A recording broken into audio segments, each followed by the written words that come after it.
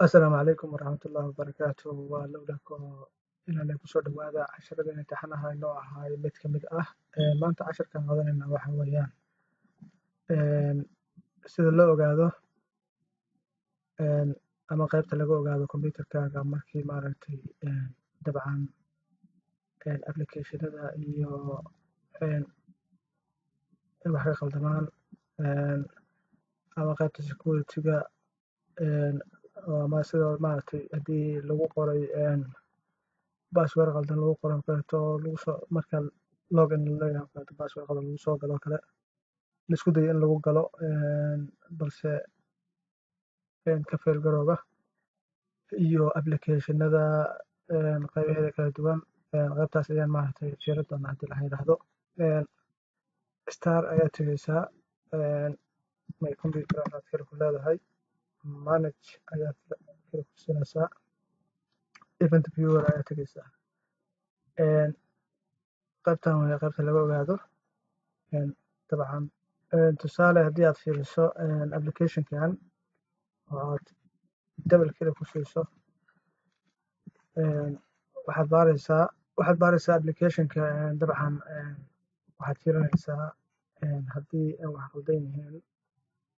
laba calaamadood baa arkaysaa. Calaamadda koowaad waa yellow warning ayaa soo qormaysa digniintaas ama maaragtay. Calaamadda labaad waa error ay soo baxaysa oo guduud ah ama red ah ama casaan ah hadba sidaad maaragtay marka waad fiirinaysaa. Hadda tan oo kale warning ayaa soo baxay double click aad ku siinaysaa gudahaad usii maaragtay gelaysaa marka hadda qaybtan oo kaleeto waxaad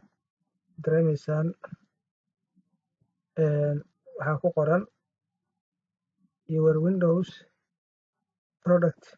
has not been activated marka waxaad maaragtay dabcan haysataa uu leeyahay 11 maalmood. Okay, gudaha waa sii soconaysaa waa fiirinaysaa warninka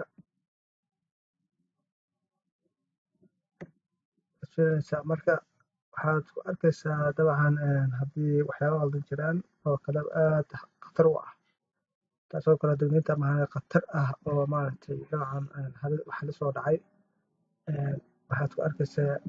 errorkaasaad arkaysaa dhacay oo kaleeto oo qaybahaas kaleeto marka qaybahaas maaragtay security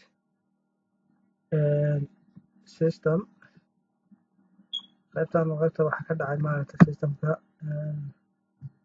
ayaan ka fiirinaynaa wax errorka kan oo kaleeto double click aad siinaysaa waad fiirinaysaa waad dareemaysaan waqtigii sanadkii ay dhaceen iyo maaragtay sourciga ama waxa maaragtay halka ay maaragtay ka yimaadeen ayaa detailska lagu siinaya marka faahfaahintan ayaad raacaysaa waad akrinaysaa marka IP address list IP addresska lagu soo qoray networkii kaadhka marka has been denied in maaragtay la diiday ayaa halkaas ku arkaysaa marka ciladahaas iyo wixii dhacay halkaasaad kala ogaanaysaan marka dabcan aaday muhiim u tahay inaad xabad xabad u baarto oo aad fiiriso si aad ciladaha ma wixii dhacay aad u ogaato marka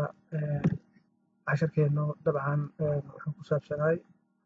event viewer ayuu ku saabsanaay si aad dabcan ugu soo samaysaan oo ogaataan qaybahaas wixii maaragtay ciladaha oo maaragtay jira marka waxaan idin leeyahay